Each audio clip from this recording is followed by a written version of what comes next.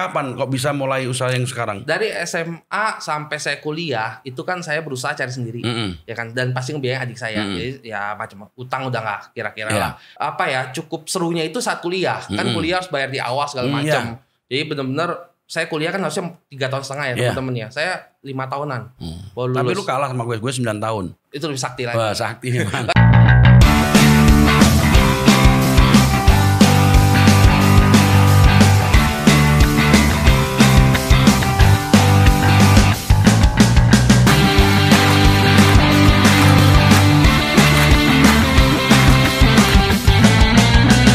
Oke, siap dan Eninku jadi hari ini kedatangan tamu tanpa diundang, datang sendiri. Ya kan, ini anggota HIPMI Jakbar, ya kan? Jadi ini pengusaha. Nanti kita akan kulik-kulik. Biasa di konten saya ngomongnya bisnis. Jadi kali ini kita undang salah satu anggota HIPMI Jakbar. Ini dia. Yang rambutnya mencungul. Baik ya, biar kelihatan muda. Jadi terima kasih ya. Terima kasih. Tum. Panggilannya Pak Koko Indra? Enggak lah, Indra aja. Indra saya aja masih ya? muda tuh. Enggak, makanya panggilannya kalau di Indra Eskom. Indra Eskom. Ya, di Oke, channel kita Indra, Indra Eskom. lu umur berapa sih? Umur 32. 32, masih muda dong ya. Jadi masuk ke HIPMI itu tahun berapa? Tahun 2019. 19. Itu kenapa kok bisa masuk? Terus masuknya tuh dapat informasi dari mana? Jadi HIPMI itu kan udah lama ya dikenal, terus penasaran. Cuma waktu itu karena sibuk kerja.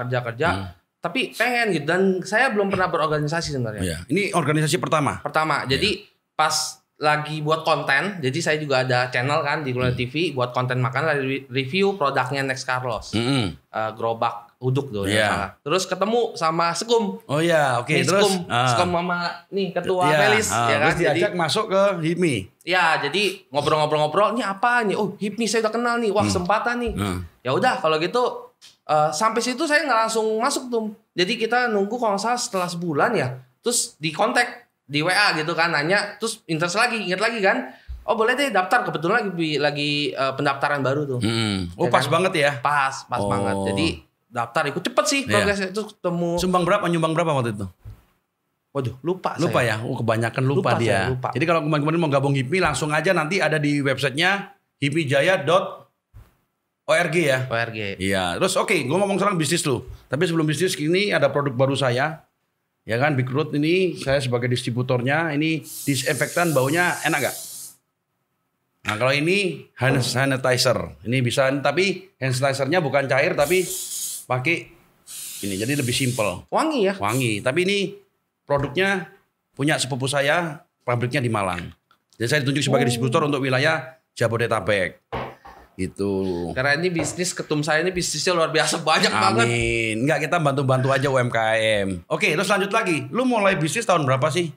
Memang bokap orang tua basicnya bisnis? Enggak. Saya lahir dari keluarga broken home, kan almarhum ya. Jadi ya mereka tidak, bisnis saya nggak tahu sebenarnya. Namanya orang tua dulu kan, terus ya di kakak juga nggak ada bapak, cuman emak doang dari dulu kan begitu ya. Jadi nggak bisa apa-apa, dan saya ditinggal sama orang tua tuh dari SD kelas 5. SD kelas 5? Sampai ketemu lagi SMU. Jadi kok tanya kemana, saya nggak tahu waktu itu. Jadi selama proses SD sampai SMU itu, ya saya nggak punya orang tua. Sendiri? Tinggal sama sendiri? Adik saya, sama adik lu sendiri? Adik satu sama saya di paman ya. Ada paman, tapi paman tuh bukan paman kandung, tapi dari mama saya punya temen. Jadi mungkin kasihan, jadi ya udah dah lu bareng gitu. Jadi setiap ketemu ambil raport itu saya ngambil, ya bukan bohongin ya, nggak ada orang tua. Jadi saya ngomong sama guru, saya sendirian, nggak punya orang tua. Dikasih loh. Iya. SMP itu kan harus orang tua. SD orang tua. SD saya ambil sendiri. Udah tahu mungkin udah ya. Iya mungkin kasih. Perjuangan lu luar biasa ya. Terus dari SMA terus setelah SMA? Jadi SMA itu kan saya sudah mulai harus kerja. Jadi setiap kalau lagi weekend cuci piring, cuci muara karang, masih ada tempat makannya itu. Ada masih ada ya kan. Bakmi bakmi atek kalau salah itu. Terus piring sih Sabtu Minggu dibayar 20.000 tuh. Karena lagi sekolah. Terus pas apa sih kerjaan yang bisa kerja dari anak sekolah? Ya MLM. Ya kartu kredit. Jadi saya kerja kartu kredit MLM cukup lama. Jadi kerja ya lumayan lah, dapat waktu itu zaman sebulan 200.000 300.000 buat tutup. Berapa tahun untuk mulai dari Saya dari main MLM, main kartu kredit itu? SMA kelas 1 saya udah mulai sih. Udah mulai. Jadi nggak bergaul sama teman, pulang langsung kerja. Diompelin lagi pulang. Yang parahnya itu nih, bagi yang ngerasain nih, udah kerja setengah mampus buat sekolah, uang jajan, nggak berteman tuh. SMP tuh saya nggak ngerti main game apa nggak ngerti. Dipulang diomelin lagi karena MLM atau kartu kredit kan banyak seminar-seminar itu kan sampai malam. Iya. Oh. Zaman itu dianggapnya saya nggak benar gitu. Oh, padahal itu kerja ya. Jadi makanya orang nggak boleh zuzon ya. Harus lihat benar-benar kita tanyain ini kerja atau main-main ya. Betul. Sampai endingnya diusir. Jadi saya ikut seminar satu namanya nggak tahu masih ada nggak salah namanya dulu Tiens gitu kan. Ada Tiens masih pernah dengar gue. Masih ada. Sekarang kalau nggak ganti. Nggak ada sekarang ganti nama ya. mungkin ya. Terus sampai jam 12 malam. Jadi waktu itu ke tantean leadernya di Kelapa Gading 12 sampai jam 1 pagi ya pulang. Diusir pulangnya. Waduh nangis banget. Terus saya pergi ke tempat teman gitu. Besok balik lagi nginep. Tapi sedih banget di situ. Nah, hal itu yang membuat saya wah saya harus jadi nih gitu. Oh jadi poin itu lu bikin waktu diusir tuh gue harus jadi orang harus jadi orang. Ya yang usir paman terus paman itu berapa hari lu nggak balik lagi? Sehari doang. Besok kalah gitu balik lagi ya minta maaf gini. Padahal bener ya. Minta maaf gak ada salah juga soal benar. Benar. Oke terus mulai lu jualan itu terus mulai titik balik lu mulai usaha lu sekarang nggak? Kapan kok bisa mulai usaha yang sekarang? Dari SMA sampai saya kuliah itu kan saya berusaha cari sendiri, ya kan, dan pasti ngebiayain adik saya. Jadi ya macam utang udah nggak kira-kira lah. Nunggak sekolah 6 bulan tuh biasa. Lah, udah biasa. Sampai sempat mau dikeluarin itu biasa. Nah, yang titik yang menurut saya cukup serunya itu saat kuliah. Kan kuliah harus bayar di awal segala macam. Jadi benar-benar saya kuliah kan harusnya 3,5 tahun ya teman-teman ya. Saya 5 tahunan. Tapi lu kalah sama gue 9 tahun. Itu lebih sakti lagi. Wah, sakti memang. Tapi lulus tuh. Lulus dong. SE. Saya Eskom. Jadi bisa. Sakti. Tenang aja. Itu memang kalian gue itu harus dipelajari. Kan 7 tahun DO ya? Iya, gue 9 tahun. Sakti. Masuk 96 lulus 2005. Oke, terus jadi lu kuliah di mana? UBM. Nah, Sarjana lulus. Ya, lulus. Makanya namanya Indra Eskom. Eskom karena nama saya pelit cuma Indra. Kalau ke custom pasti ditahan saya. Pasti. Oke. Terus pas SMP pas kuliah saya kan asuransi. Asuransi itu asuransi. Asuransi. Terus ketemu ada klien ya teman sebenarnya tua-tua lah, ada teman seumuran ngajakin main tambang tuh, main timah. Jadi waktu itu timah lagi boom kan, terus ada yang ngecek koacok namanya itu di daerah Jakarta Utara. Lu main timah aja lah daripada nawarin asuransi gini lagi bagus gini. Pergi saya main timah 19 tahun umur saya waktu itu. 19 tahun lu 19 tahun ke Kulon. Ke Kulon. Timahnya bukan biji tapi batu timah. Main tambang. Ke Kulon sampai situ beli, jadi bukan beli, kerjasama sama ini penduduk setempat, ada satu gitu udah lama tahun 2009 kalau salah. Sorry, saya lupa tahunnya tapi saya umur 19 tahun gitu. Bener-bener rambut saya pirang, muka begini, mata sipit kayak orang Korea. Rambutnya pirang, dianggap orang Korea, investor Korea kayak gitu kan. Terus saya kerja 5 orang, udah senior, saya paling muda 19 tahun, yang paling di atas saya udah 30 ke atas lah. Bagi-bagi tugas. Nah, saya bagian di depan. Anak muda nggak tahu apa. Wah, terus saya depan ketemu sama penduduk lapangan sana, bagian lapangan. Jadi seanggapnya saya dijadiin pos sebagai investor. Ya padahal 19 tahun dia apa gitu. Dan parahnya saya nggak punya modal kan. Jadi puji syukurnya saya ada berkat. Pas saya kerja asuransi lain-lain punya penghasilan, dapat kartu kredit cukup banyak. Waktu itu masih banyak. Limit kartu kredit saya waktu itu ya ratusan juta tuh total kan. Itu yang saya pakai dan itu salah. Itu salah. Jadi kalau ada yang ngajarin cara pakai kartu kredit saya udah ngalamin dan salah. Tapi kalau pakai kartu kreditnya mungkin untuk konsumtif. Bukan, untuk usaha. Untuk usaha salah. Tapi kan lu pilih usahanya mungkin lagi drop. Itu kan untung-untungan juga. Kalau lu pakai kartu kreditnya untuk usaha yang hoki ya mungkin bisa terbang. Yang jadi masalah kita tidak tahu yang mana hoki, yang mana bagus, mana jelek. Pas kita jalanin jemplung sekalian. Bayar bunga terus. 6 bulan pertama saya nggak ngerti namanya bunga, saya nggak ngerti pokoknya duitnya masuk dia pakai koya tuh. Waktu itu gaya hidup saya dari kere tiba-tiba ya beli mobil. Terus ya orang keluarga nenek minta kasih gitu. Tapi duitnya kemana gitu sampai kan. Berapa pakai lu pakai itu? 6 bulan. Enggak berapa duit itu total 6 bulan itu? Pakai kartu kredit. 100-an ya. 100-nya itu gede, saya kan 19 tahun. Terus waktu itu karena kita nggak terlalu gede. Kalau orang kan miliar-miliaran, saya nggak pakai miliar-miliaran. Saya ratusan juta bisa kerja. Terus yang jadi parah 6 bulan dapat. Ternyata yang saya dapat itu beli dari orang lain. Jadi kayak ya bahasanya sekolahnya kurang lama lah gitu. Jadi kena tipu. Jadi beli ternyata kadar timnya jelek, kurang bagus. jadi kayak batu kali. Iya, jadi lu ketipu itu. Ketipu. Akhirnya 6 bulan kemudian baru sadar ketipu, habis. Itu habis semua. Habis semua, minus semua, habis. Iya. Udah minus parah, kartu kredit dikejar-kejar. Pokoknya itu masa dimana suram banget dikejar debt collector dan lain-lain. Terus mulai lagi setelah timah, jadi baliknya apa? Waktu itu kan puruk banget tuh, terpuruk banget. Jadi kita udah bingung, hopeless, terus mau kawin nggak bisa kawin, nggak ada duit kan. Kalau kawin kan tiap hari mungkin. Nggak, nikah ya, ngomong jelas nikah gitu loh. Jangan ngomong kawin. Terus sampai lewatin 2 tahunan, mau nggak mau saya kerja asuransi semua udah nggak fokus lah. Jadi kita stop udah itu kerja lagi. Saya nggak pernah kerja waktu itu. Kerja saya freelance. Saya anggap freelance itu bukan kerja sama orang, tapi kerja buat diri sendiri. Independen lah. Independen. Terakhir saya kerja di bank. Itu kerja pertama kali kerja. Sebelumnya kan freelance lah. Lu komisian apalah kayak. Lu gak bisa ngatur gue kan, lu gak gaji gue dari komisi. Lu bagi hasil gue gitu kan. Selain yang cuci piring di restoran ya itu kan freelance. Nyambi kan. Kalau yang benar-benar kerja, akhirnya saya kerja di bank. Itu pertama kali kerja. Habis itu semua kerja di bank. Kondisi minus. Ya, minus. Dan saya minus berapa itu, ingat gak? Enggak sama bunga 100-an. Enggak sama tahun itu anak muda, nah itu stres juga. Habis, jadi mobil habis satu motor tuh masih ada. Saya pakai buat di kantor itu motor sejarah. Terus di bank apa waktu itu pertama kali kerja? Nggak apa-apa sebut ya. Boleh, nggak apa-apa. Di Bank Mega waktu itu, ntar dicari lagi. Enggak. Terus di posisi funding waktu saya 6 bulan. Nah di kondisi itu sebenarnya tahun berapa ingat gak itu? Saya baru lulus 2000. Saya lupa tuh, lupa. Oke, nggak apa-apa, lanjut. Itu 6 bulan kerja di bank. Oke. 6 bulan kerja di bank, gaji lumayan. Tapi saya bingung, saya kan masih ada beban. Terus mau kawin, mau nikah. Tapi waktu itu ingat banget, sakit banget. Mertua saya waktu calon mertua saya waktu itu. Saya bilang anak muda masih kuliah. Pasangan saya waktu itu, mantan pacar saya masih kuliah juga kan. Saya dengan bangganya belum lulus. Tapi om mau ngajak nikah, lamar. Ditolak. Lu mau kasih anak gue makan apa? Ya, terus punya duit waktu itu, punya mobil, cuman belum kebeli rumah. Jadi ya punya duit ratusan juta. Beli rumah atau enggak gitu kan kalau tapi dengan bangga sanggup buat nikah berapa 102 juta kan waktu itu. Iya, murah lah ya. Murah, tapi disadarkan saya, lu mau kasih anak gue makan apa? Mikir ya, iya juga ya. Saya belum punya apa-apa, tapi saya sanggup saat itu. Tapi untungnya waktu itu enggak. Jadi kalau jadi nikah ya suram juga mungkin. Jadi waktu itu mundur ya? Mundur 2 itu waktu itu masih kerja di Bank Mega ya? Waktu itu enggak. Waktu itu saya lagi posisi lagi bagus lah. Oh lagi bagus. Berarti itu setelahnya Bank Mega? Sebelum Mega. Oke, terus lanjut kerja di Bank Mega itu 6 bulan? Itu kerja Bank Mega 6 bulan. Nah waktu kerja 6 bulan saya menyicil utang-utang dan cicil kawin. Oke, terus ya kan? Selanjutnya itu 2011. Iya, saya ingat 2012 saya nikah. 2011 saya gaji 4 jutaan waktu itu ya. Gede waktu itu UMR 2 juta lebih 4 jutaan. S1 utang saya kapan lunasnya nih? Kedua, saya nggak punya mimpi punya bank.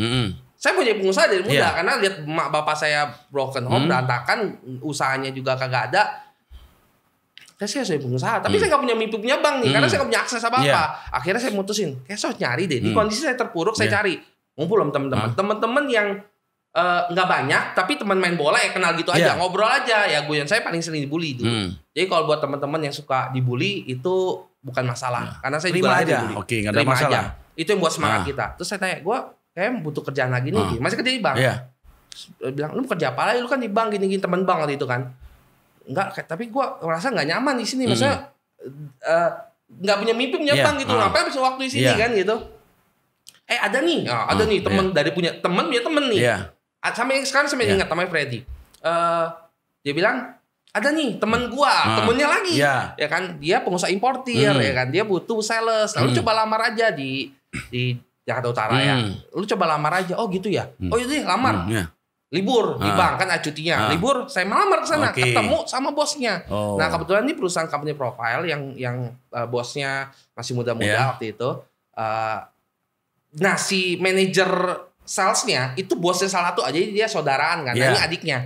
Saya lamar ke dia langsung. Ketemu kebetulan satu daerah. Yang ngobrol-ngobrol. Daerah mana? Saya Medan. Medan ya. Oke, terus ngomong-ngomong, cocok, dekat.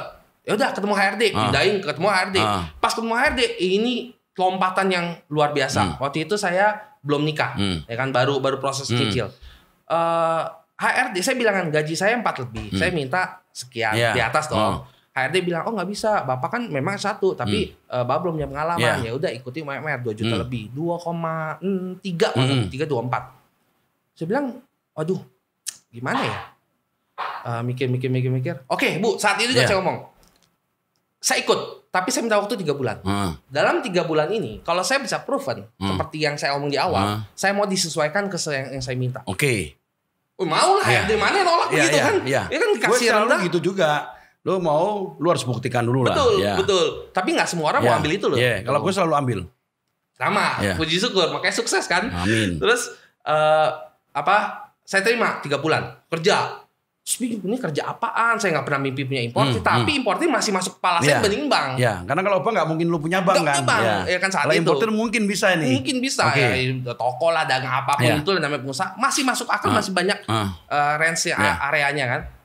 Kerja baru sebulan, ini kerja apa tuh? Ketemu sales sendiri sombong-sombong kan dulu kan gitu. Iyalah, kalau yang sombong lihat yang junior, lu siapa? Apa? Ya udah dulu saya di depan komputer, tapi saya bilang nih, apaan saya nggak maju-maju kan, maunya maju kan, mau punya usaha. Terus dapat kesempatan November 2011. Ingat banget kalau itu karena titik balik. Ya. Oh ya, sebelum saya pindah ini makanya mau tempat pasang hidup harus yang pas ya. Karena waktu sebelum saya pindah dari bank kan lebih nyaman. Bank dulu orang keren, sekarang orang masih lebih keren. Saya tanya mantan pacar saya, gue mau pindah kerja nih, tapi lebih kecil gajinya.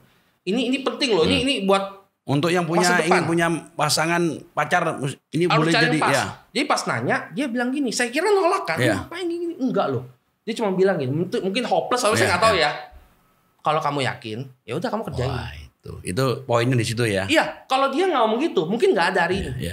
Itu penting banget. Ya dulu mantan pacar, sekarang istri kan. Jadi wah, ya juga ya. Ya udah, akhirnya yakin ya kan. Pas kerja sebulan bingung, ngapain gue sini gitu. Gue nggak tahu ngapain karena benar-benar senior ngajarin bos. Manajer kagak ngajarin juga ya kan. Kalau ngajarin kan rugi, nanti ilmunya diambil loh. Mungkin ya kan. Terus dapat kesempatan November 2011 pameran, tapi bosnya belum ada PIC-nya. Dia tanya ke forum, nih sebulan lagi pameran. Siapa yang menjadi PIC-nya? Diem semua. Ada sekitar 8 orang yang diem semua. Dan saya satu orang entah kesambet apa, saya Pak. Itu yang titik poin yang lu ngomong paling kuat. Ya itu sering gue lihat di podcast gue sebelumnya juga sama. Mendapatkan satu kesempatan, nggak ada yang mau, kita mau nggak mau kita ambil dan kita sukses dari situ. Lu jadi PIC-nya. Betul, saya jadi PIC-nya. Belum. Saya kan beberapa pameran. Terus saya bingung. Mati lah. Ini dasarnya apa nih? Nggak tahu, pokoknya yakin aja gitu kesempatan. 1 bulan itu saya cari data. Oke, coba deh yang sebelumnya siapa? Bosnya. Saya tanya, Pak ini data sebelumnya apa? Berapa pencapaiannya? Berapa kata ideal yang Bapak bilang bagus? Saya tahu dong kalau ukurnya. Terus pameran bos kayak apa? Nggak ada yang tahu. Saya cari di Google. Waktu itu Google udah ada. Cari. Jadi setiap hari kerjaan saya bukan ngurusin yang jualan, ngurusin karena belum suruh jualan kan. Nyari ini pameran gimana. Akhirnya pameran lah. Puji syukurnya pamerannya lebih berhasil nilainya mereka ya daripada sebelumnya. Itu titik balik lu. Yes. Terus lu berapa lama di importer itu kerja? 18 bulan posisi terakhir dari bawah sampai GM. Sampai GM 18 bulan doang. Setahun setengah udah jadi GM. Nah, momen of truth-nya karena mereka family company, terus mereka mencari mau naik upgrade ke profesional dan mereka cari yang mampu. Nah, kebetulan saya waktu itu muncul momennya. Iya, momennya pas banget itu ya. Betul. Terus GM, selalu jadi GM, kenapa lu tiba-tiba kepingin usaha? Memang dari awal pengen usaha. Ya enggak, maksudnya dari awal kan niatnya itu. Terus lu waktu jadi GM kan 18 Kenapa tunggu 18 bulan? Kenapa enggak 18 bulan belajar pasti. Setelah itu lu memutuskan usaha itu dengan apa? Nyatanya. Jadi gue mau stop nih, gue mau usaha sendiri. Ya, momennya saat itu adalah saya merasa di situ udah nggak jenuh. Jadi hampir semua proses udah saya tahu pelajari. Semua. Otomatis kan saya tahu. Dari sales semua lah tahu. Nah, bahkan kalau kita kerja, kata siapa orang kerja nggak bisa sukses? Saya waktu dari kerja sebulan, bulan kedua saya dipanggil sama bosnya langsung loh. Bos gedenya. Ditanyain. Siapa mau tanyain, mau nggak jadi mantu gue? Oh enggak. Anak kecil-kecil kan saya mau nikah juga. Siapa tahu kan berubah. Kalau udah dapat anaknya bos kan lumayan. Mungkin. Tapi waktu itu enggak, dia nanya. Lu mau posisi apa? Wih, langsung gitu. Iya. Wah. Lu mau posisi apa? Kan saya tahu kan yang bikin perusahaan ini maju lu lah ya. Ada salah satu partisipasi dari lu. Partisipasi yang saya tahu mana kekurangannya dan saya ambil 2 posisi, yaitu saya mau jadi manajer, waktu itu saya mau manajer di sales dan marketing. Karena ada nanti seksi khusus kenapa saya bilang sales marketing saya jadiin satu. Dan dikasih. Dan gaji saya naik dari yang saya minta. Ya kan? Naik saya minta, kerja 6 bulan kemudian, nggak sampai setahun kemudian, saya ditawarin lagi, ditanyain posisi apa. Itulah saya naik ke GM. Oke, terus dari GM udah selesai tuh. Lu mulai memutuskan untuk usaha sekarang? Ya, usaha. Jadi ada satu momen, akhirnya saya kan masih muda, waktu itu umur 24 di posisi itu, dan waktu itu mungkin ada saya tidak proven di mana, saya tidak tahu karena saya nanya katanya enggak sebenarnya. Cuman mereka merasa saya masih muda. Nah, mereka masukin satu orang lagi yang di atas saya. Sedangkan jadi lu jadi bawahannya. Di bawahnya. Jadi direktur, wakil direktur. Jadi lu memutuskan untuk keluar? Belum. Saya cuma mau tahu, oke, saya belajar, tapi masalah di situ ada ego saya yang masih muda, saya merasa saya nggak tahu salah benar, tapi gua udah sekian lama nih, udah tahu nih kayak gimana. Nah, tiba-tiba orang datang, ya bahasa saya, lu nggak tahu apa-apa, kok kayak ngatur gitu loh. Ya, ada sisi itu. Saya nggak tahu itu salah benar, tapi saya bisa jawab. Sampai sekarang saya merasa itu yang terbaik. Akhirnya, waduh, udah bete nih, udah nggak bisa nih kerja. Saya turunin. Jadi dari GM, akhirnya saya di downgrade karena ribut terus kan. GM dengan wakil direktur kan hampir bingung kan posisinya, nanggung kan. Akhirnya saya yang dikalahin. Saya dikalahin jadi balikinnya ke manajer lagi. Tapinya pas saya turunin hak dan mobil, saya kan kasih mobil, dikasih gaji dan tetap. Tapi kan tahu diri sendiri. Gila, hak tetap tapi kewajibannya turun kan. Nganggur, dari sibuk jadi nganggur. Aduh, nggak bisa nih. Makanya saya ketemu sama bosnya. Pak, salah saya apa? Nggak ada, gini nggak ada salah. Tapi kenapa gini? Karena kan masih muda gini. Gini nih Pak, apa challenge apa, tantangan apa yang membuat saya bisa jadi direktur? Ini kan wakil direktur. Saya direktur. Bingung loh. Kok gitu? Ya, soalnya saya nggak bisa begini Pak. Saya nggak tantangan lagi gitu loh. Hak saya gede, tapi saya merasa hak saya gede dibanding yang lain jauh. Kewajiban saya kecil, nggak bisa. Mendingan bawa kasih challenge sebagai jadi direktur, nggak bisa jawab. Nggak bisa lah, kamu belajar gini. Oke, saya udah persiapan dong. Gini deh, Pak, saya punya proposal, saya punya ide bisnis nih, ya kan? Saya minta dukungannya deh, gitu. Ide bisnis apa? Waktu itu kan dia distributor, importir, distribusi kan. Barang-barang apa waktu itu? Pengolahan makan, pengemasan. Nggak beda jauh bisnis saya yang salah satu sekarang. Terus, oh gitu ya. Apa bisa Pak? Saya mau bisnis yang sama, tapi saya megang retailnya. Distributor, retail, fokus. Jadi kan dulu nggak ada yang fokus kan dulu. Semuanya ajar. Semua ajar. Tapi saya ini mau retail. Berdiri retail tapi B2C berarti ya. B2C fokus untuk brandnya itu. Oh gitu. Oke, kasih proposal. 2 minggu kemudian saya datang, kasih proposal berikut sama surat pengunduran diri. Kamu yakin gini-gini? Waktu itu udah nikah saya, anak 1. Yakin gini. Ya udah dia kasih. Di proposal saya cuma simple. Tolong kasih saya barang, kasih saya tempo bayar. Itu aja permintaan saya. Semua dari saya. Saya cuma minta tolong kasih saya barang dan tempo pembayarannya. Terus dikasih waktu, saya ambil waktu panjang ya ada lah.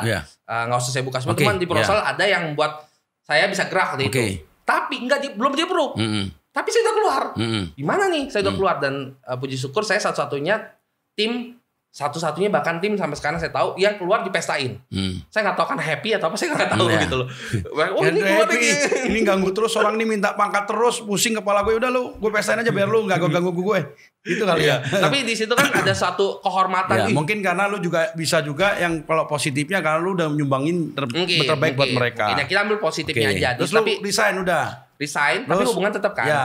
Waduh, gimana nih belum di akses? Saya kan nggak kerja. Terus saya waktu itu fokus banget kerja. Saya nggak punya akses apa-apa. Jadi untuk kompetitor apa saya nggak tahu, beneran nggak tahu. Terus saya dapat duit kan dari sana, terakhir pas masa kerja itu 100-an lah. Duit itulah yang saya pakai. Bodoh amat lu kasih nggak kasih barang gitu. Duit itu saya pakai buat sewa tempat. Buat beli mobil. Saya nggak punya mobil karena mobil ditarik kan. Saya beli mobil, satu mobil sekarang saya jagain banget. Mau di museum kan. Beli mobil SCGC waktu itu. Ya kan, terus sewa di pojokan yang nggak terlalu mahal 2014, April 2014, dan sisa duitnya saya beli komputer dan biaya maintenance kayak karyawan. Waktu saya kerja 3 orang selama 2 bulan.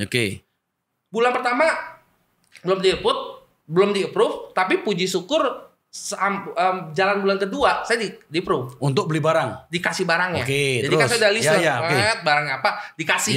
Tapi dicicil 2 kali. Jadi permintaan saya di-approve tapi jadi lu jadi reseller dia lah ya, udah mulai jualan. Terus bulan pertama pas dikasih barang itu di April omset kita 2 juta. 2 juta rupiah. Itu udah puji syukur, waktu itu belum ada online kan, ya kan. Bulan kedua puji syukur terus naik. Disitulah awal pertama perusahaan pertama saya berdiri. Nama PT-nya apa? Nggak apa-apa. Mungkin dong. satmesin.com. Iya, apa? satmesin.com. satmesin.com. Ya, Jadi itu pertama kali udah usaha. Itu berapa lama sampai sekarang? 2014 bulan Berarti 6 tahun. Bulan April. 6 tahun. 6 tahun udah jalan. Sekarang karyawan berapa? 40-an. Wah, lumayan ya. Nah, terus mulai masuk ke dunia YouTube gimana ceritanya itu? Jadi saya kerja. Itu kan 2 tahun itu lama lo bikin YouTube. Berarti lu udah mikirnya ke depan nih. Bahkan lebih lama lagi semua YouTube. Sebelum tren. Ya, kenapa lu mikirnya seperti itu? Saya kan 2014 mikir terus kan. Ini distribusi gini. Belum ada online, Tokopedia apa belum ada. Saya mau kemana nih, namanya gimana? Sedangkan modal saya terbatas. Lawan sama kongko yang digelodok apa kan udah kalah dong. Apalagi importir. Apa yang saya kerjain? Terus saya lihat ramai tuh media, tabloid, apa segala macam. Saya suka bikin baru yang kayak gitu. 2015 jalan-jalan omset terus naik, puji syukur. Terus kantor saya gedein. 2016 saya udah mikir, kayak saya perlu invest sesuatu yang beda gitu kan. Oke deh, saya bentuk tim buat bikin koran, namanya Ayo Usaha, bukan Ayo double O-nya Ketum ya. Ayo Usaha. Ayo AYO. Masih ada sekarang. Masih ada. Registernya dari 2015 bahkan. 2016 saya hire orang tapi nggak bisa, kan modal terbatas. Nggak bisa hire khusus 5 orang kerja itu, nggak bisa waktu itu. Saya hire yang ini apa namanya? Ya, freelance. Jadi bahasanya waktu itu apa ya? Jadi per konten dibayar berapa, per konten berapa. Saya isi waktu itu.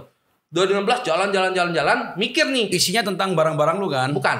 Apa? Kuliner? Full cuma edukasi untuk bisnis. Edukasi, nggak ngomongin alat, nggak ngomongin apa, cuma ngomong bisnis apa yang lagi hype dan kenapa itu hype. Bagus tuh ya. Riset Berarti itu berbagi juga itu. Berbagi. Waktu itu konten berbagi. Duitnya dari mana? Duitnya saya mikir dong, untungnya dari mana? Untungnya dari iklan. Waktu itu masih iklan baris sama laku. Berarti bayar kalau lu dapat iklan, lu sumbangin lagi ke situ. Betul. Oke, terus? Itu sempat jalan, tapi ya namanya kurang serius lah, modalnya kurang kan. Jalan-jalan, mati, vakum. Karena fokus saya ke distribusi ini cukup lama nih. Fokus, mati, ya. Tetap saya bayar orang, tapi nggak saya maintain. Terus YouTube, kalau YouTube? Pas 2018 baru saya mau fokusin, kayaknya saya harus punya tim khusus nih, udah punya duit kan. Udah lumayan, ya omset udah oke lah. Dengan kayak saya harus punya tim khusus. Mulai cari tim, cari nih kameramen, bagian itu yang skrip, nyari ada 2015 semua? Ada sekarang lengkap semua ya. Lengkap. Sekarang berapa orang udah? Untuk media ada 8 ya. Jadi apalagi coba bisa dijelasin ke kemudian-kemudianku, medianya udah ada Kuliner TV ya di YouTube ya. Di YouTube dan ada apa lagi? Perusahaannya namanya Ceritakan Media. Perusahaan lain ini ya. Satu perusahaan independen. Ceritakan Media. Channelnya Kuliner TV. Ceritakan Media, anunya Kuliner TV. Itu membahas tentang apa YouTube-nya? YouTube-nya itu Kuliner TV karena kan waktu itu basic saya kuatnya di kuliner.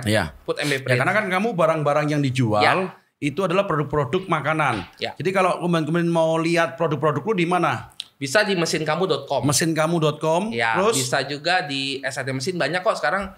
Hampir mayoritas yang retail cukup kenal kita kok. Barang apa aja yang lu paling banyak dibeli sama orang? Mungkin siapa tahu di sini ada yang lihat terus mau usaha juga. Barang apa yang bisa alat membuat donat misalnya? Yang lagi hype itu ada. Yang lagi hype itu mesin vakum. Vakum untuk frozen food. Mesin kemas ini nih. Ada juga. Ada. Jadi kalau ketum ini mau diplastikin kita bisa. Ada. Jadi kalau ini diplastikin nggak kelihatan ininya bisa?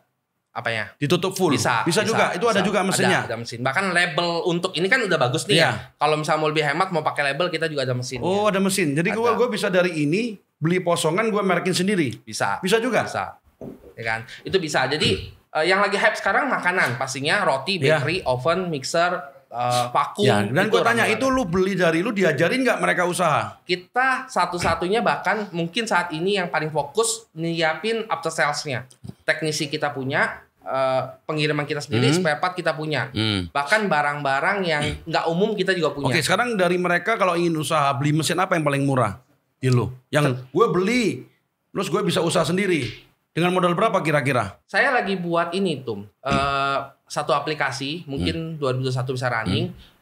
Itu sahabat-sahabat kuliner, sahabat-sahabatnya komandan-komandannya Ketum. Kalau mau ngembangin usaha dan bingung punya usaha, mau punya duit nggak punya duit, bisa buka aplikasi itu. Nanti dia akan kasih referensi bisnisnya apa. Oh, bisa ya? Iya, jadi kalau sekarang tanya bisnis apa tergantung. Ya, tapi kalau dia punya duit, kira-kira kalau beli mesin berapa modal untuk bisa bikin usaha? Yes, Kira lebih berapa kalau dari mesin lo? tergantung. Ya. Yang paling murah aja kira-kira bisnis apa? Sostel misalnya, Ya, sosis apa itu? telur. Sosis telur. Itu yang lagi hype tuh yang sosis telur keluar sendiri. Itu berapa itu modalnya? Itu cuma 1 jutaan. Udah bisa usaha? Udah bisa usaha. Gitu. Catat ya, kalau memang usaha langsung. Jadi kisahnya udah kita bahas, sekarang langsung masuk ke bisnisnya. Oke, selain itu apalagi yang lagi hype? Roti. Ya, kalau modal roti, berapa kita mesin bisa bikin roti? 11-12 lah. 11-12 sudah bisa beli mesin, terus diajarin, terus bisa jualan. Iya. Luar biasa. Kemarin aku kan juga beli mesin untuk itu, belum kepake itu. Nah, packaging itu. Itu sayang itu. Iya makanya udah pakai untuk frozen. Itu. Udah nanti kita mau usahain lagi untuk bikin frozen food. Bisa diajarin juga tuh ya? Bisa, panggil aja nanti kita teknisinya ya, cuman kalau udah sekian lama ya mungkin ada uang transportnya, tapi jasa free. Ya, kalau ketumnya sendiri gratis katanya. Gratis, iya. Saya datang nanti langsung. Luar biasa. Terus kira-kira selanjutnya apa yang lu mau capai ke depan selain aplikasi yang tadi lu ngomong? Bisnis saya masih ada 5 bisnis yang lagi kita kembangin. Salah satunya kita buat franchise dan yang lagi mau saya gedein ini adalah bisnis franchise roti, tapi sistemnya saya kasih kendaraannya, saya kasih rotinya cukup bawa badan untuk jual. Nah, bisa itu nanti ya? Bisa, lagi dibikin. Yang nonton di sini langsung kontak ke mesinkamu.com. Bisa. Instagramnya apa? Oh jangan, kalau itu kontaknya Kuliner TV, ke tim saya Kuliner TV ya. Ada Instagramnya juga ya? Ada. Kuliner TV ya? Official Kuliner TV. Ya, tolong nanti mungkin kalau mau bisnis langsung aja ke beliau nih. Oke, 2 pertanyaan terakhir. Siapa yang paling menginspirasi dalam hidup lu? Menginspirasi banyak, salah satunya ketum saya. Wah, ini luar biasa. Oke. Ini ketum ini keren banget, bisnisnya banyak dan triliunan punya market loh, maksudnya. Bisa aja. Maksudnya, amin ya, kita doain amin. Serius, saya liatin terus nih podcast apa, aduh benar-benar. Amin. Ya moga-moga bisa sama-sama menginspirasi lah. Oke, terus dan secara umur ketum ini muda banget kan. Saya punya target di umur 40 perusahaan saya bangun grupnya itu bisa TBK. Karena saya berpikir saya mau berbagi lebih. Kalau perusahaan saya bisa untung ya saya bagi-bagi aja gitu loh. Salah satu cara bagi secara legal adalah saya TBK. Itu dalam proses saya. Di umur 40 berarti seumuran ketum kurang lebih, saya maunya ya tolak ukur saya ya ketum nih saat ini. Ini sangat-sangat langsung depan mata, tapi kita mikirin jauh-jauh gitu depan matanya. Mantap ini ya. Ya, tersungging gue jadinya. Oke, selain gue siapa selain gue? Masa gue doang kan? Kan gue ini bukan siapa-siapa. Buat apa saya punya mentor banyak, tapi cuman ditempelin kalender doang. Mendingan gitu saya langsung lihat yang betul-betul bisa langsung lihat di depan dan praktik langsung bisa saya. Luar biasa. Oke, yang terakhir kali penutup. Boleh gak di sini kasih ke pesan-pesan anak-anak muda nih kan? Gue lihat kisah lu luar biasa lo ya. Dari anak yang sendiri, terus bisa kerja, terus buka usaha sendiri. Coba tipsnya apa singkat nih untuk netizen? Kemudian-kemudianku ini. Untuk supaya bisa meniru jejak lu nih. Untuk yang masih hatinya galau, putus asa. Ya di sini nih. Untuk mencapai suatu kesuksesan, harus ada harga yang dibayar. Sakit itu adalah proses untuk kita bisa expert di bidangnya. Menurut saya seperti itu sih. Jadi buat kalian yang masih, maaf nih ya, masih menghujat atau cuman jago komentar, mendingan kalian lakukan aja dulu deh, baru kalian komentar. Saya punya prinsip, saya nggak boleh berkomentar atau saya tidak boleh ngejas orang kalau saya sendiri tidak mampu atau saya belum bisa buktiin. Menurut saya lebih baik bekerja, berbuat daripada bicara. Oke, itu. Terima kasih waktunya Koko Indra Eskom. Karena memang Eskomnya dipakai terus karena jualan alat-alat komputer, bukan komputer, alat-alat mesin-mesin makanan semua ya. Eskom itu karena nama saya pendek. Iya, pendek. Ada yang ke Amerika biar bisa gitu ya. Iya, saya setiap pergi tuh kalau di custom pasti tahan loh, dan setiap tahan saya begini loh. Iya. Ini tapi rata-rata orang Medan kalau yang keturunan Tionghoa namanya cuma satu ya. Gua hampir lihat gitu. Kurang kreatif kali. Makanya anak saya namanya saya sengaja pakai nama bule-bulean. 3 semua namanya 3. Oke, terima kasih Koko Indra. Semoga acara hari ini bermanfaat. Saya doakan kemen-kemenku selalu sehat, sukses, bahagia dan tentu banyak rezeki. Salam pengis, salam totalitas.